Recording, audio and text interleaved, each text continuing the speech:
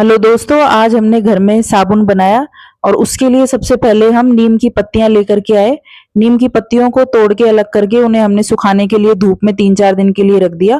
फिर उसके बाद में हमने हमारे घर के ही एलोवेरा को काट के अलग कर लिया और फिर एक एक पत्ती करके आप सारे एलोवेरा को अलग कर लें। जो नीम होता है वो इम्यूनिटी बूस्टर होता है और एंटीबैक्टीरियल भी होता है, जीवाणु विरोधी। और अगर कोई बॉडी पे हमारे घाव या अल्सर होते हैं तो उन्हें भी ठीक कर देता है। इसी तरह जो हम एलोवेरा यूज कर रहे हैं ये एक्ने या पिंपल्स नहीं होने देता और ये भी जीवाणु विरोधी होता है, एंटी एजिंग होता है। और आपके स्किन पर अगर कोई जले हुए निशान होते हैं तो ये उनको भी ठीक कर देता है। एलोवेरा को आप मॉइस्चराइजर की तरह भी काम में ले सकते हो और स्किन केयर का तो इसका काफी यूज होता ही है। अब एलोवेरा की आप एक एक पत्ती काट के उसके जो अंदर का रस है वो पूरा अलग कर लें।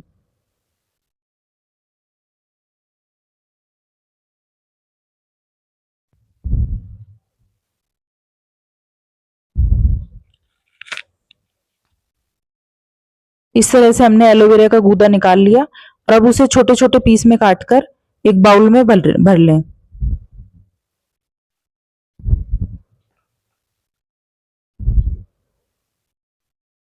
ये हमारी नीम की पत्तियां सूख गई हैं 3 से 4 दिन में।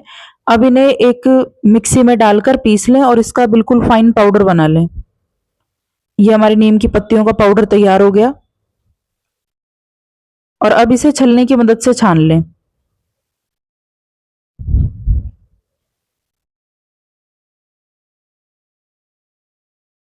अब हम यहाँ पे तुलसी की पत्तियां मिलाएंगे।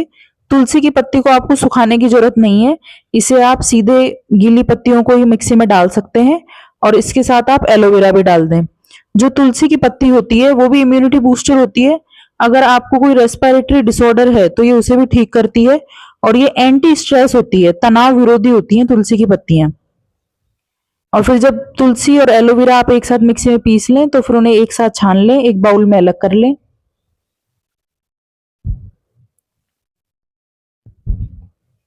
अब तुलसी की पत्तियों के साथ नीम की पत्तियों का जो पाउडर था उसको भी मिक्स कर लें।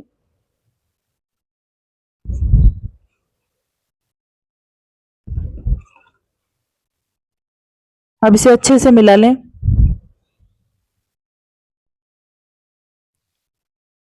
जब इसका बिल्कुल डार्क ग्रीन कलर हो जाए और ये सब अच्छे से मिल जाए तब बाद में इसमें हल्दी भी मिला लें।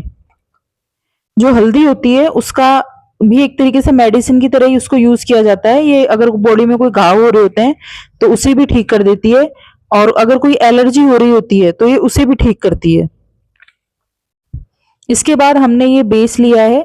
बेस आप किसी भी शॉप से ला सकते हैं या ऑनलाइन मंगवा सकते हैं। इस बेस के छोटे छोटे पीस कर दें और फिर इसे गर्म पानी में रख दें ताकि ये थोड़ा पिघल जाए। फिर आप इसके बाद अपने गुलाब जल भी मिला सकते हैं। जो गुलाब जल होता है वो एंटी इन्फ्लेमेटरी होता है, स्किन केयर में उसका काफी यूज है और ये जीवाणु विरोधी भी होता है, एंटीबैक्टीरियल भी होता है। अब जब आपका बेस अच्छे से गर्म हो चुका है तो इसे आप जो आपने अपने सोप के लिए घोल तैयार करा है उसमें एक साथ मिला दें।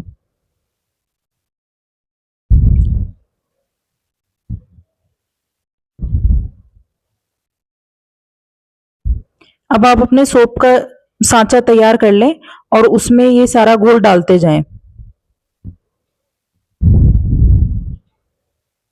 घोल डालने के बाद इसे थोड़ी देर के लिए अलग रख दें और सूखने का टाइम दें।